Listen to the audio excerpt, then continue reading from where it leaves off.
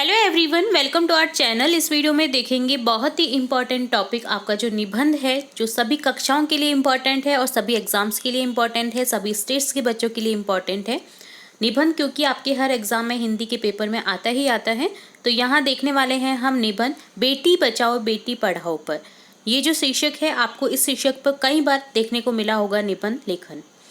तो सबसे पहले मैं आपको बता दूं, निबंध लेखन से पहले आपको ये बातें ध्यान रखनी आवश्यक है कि आपको पॉइंटों में लिखना होता है निबंध को। आपको अच्छे मार्क्स अगर चाहिए हैं तो, जैसे प्रस्तावना लिखना है, फिर उसके बारे में जो न्यूज़ है, जो सूचना है, वो किस तरह से क्या होता है उसमें, वो लिखना होता है, उसका उद्देश्य लिखना होता है, और लास्ट में आपको क्या लिखना होता है, उपसंहार।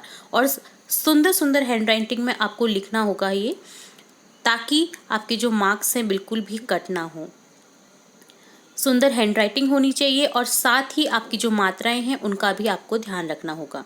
तो जिस तरह से इस लिखा हुआ है, इसी तरह से आप अपने एग्जाम में अगर लिखते हैं तो आपको जो जैसे 5 नंबर का है तो 5 में से 5 मार्क्स मिल सकते हैं, 10 मार्क्स का है तो 10 में से 10 मार्क्स मिलेंगे, क्योंकि कहीं काटने की गुंजाइश ही नहीं बचेगी एग्जामिनर के पास में। तो चलिए स्टार्ट करते हैं। सबसे पहले देखते हैं यहाँ प्रस्तावना, जहाँ पर हम लिखेंगे कि वर्तमान काल में अनेक कारणों से मानवता कलंकित हो रही है। कुछ पुरानी या दकियानुसी सोच वाले लोग पुत्र को कुल दीपक व पुत्री को मुसीबत की जड़ मानते हैं। ऐसे लोग कन्या जन्म को अशुभ मानते हुए उसका पालन पोषण उपेक्षा से करते हैं। इसके अलावा बेटी को पढ़ाना नहीं चाहिए की धारणा के कारण घर के कार्यों में लगाकर रखते हैं। नेक्स्ट टॉपिक हम देखेंगे सामाजिक चेतना का प्रसार, जिसमें लिखेंगे ऐसे अशिक्षित तथा दकियानुसी सोच के कारण लोग अपने घर में कन्या को जन्म नहीं देना चाहते हैं। इस कार्य को वे चिकित्सीय साधनों के द्वारा गर्भावस्था में ही लिंग परीक्षण करवाकर कन्या भ्रूण की हत्या करवाकर पूरा कर लेते हैं। इस नृशंस पाप के कारण कुपरिणाम यह दिखाई देने लगा है कि लड़कों की अपेक्षा लड़कियों की संख्या कम होती जा रही है। लिंगानुपात की इस बिगड़ती स्थिति को देखकर तथा समाज की गलत मानसिकता के कारण सरकार का चिंतित होना स्वाभाविक है। समाज का सही विकास हो, लोगों में नई चेतना का प्रसार हो, इस दृष्टि से सरकार ने बेटी बचाओ बेटी पढ़ाओ का नारा दिया है। साथ ही सरकार लिंग परीक्षण को प्रतिबंधित कर कन्या जन्म तथा उसकी शिक्षा व्यवस्था पर पूरा ध्यान दे रही है। अब देखते हैं इस अभियान का जो उद्देश्य क्या है, इस अभियान का, और क्या है ये अभियान।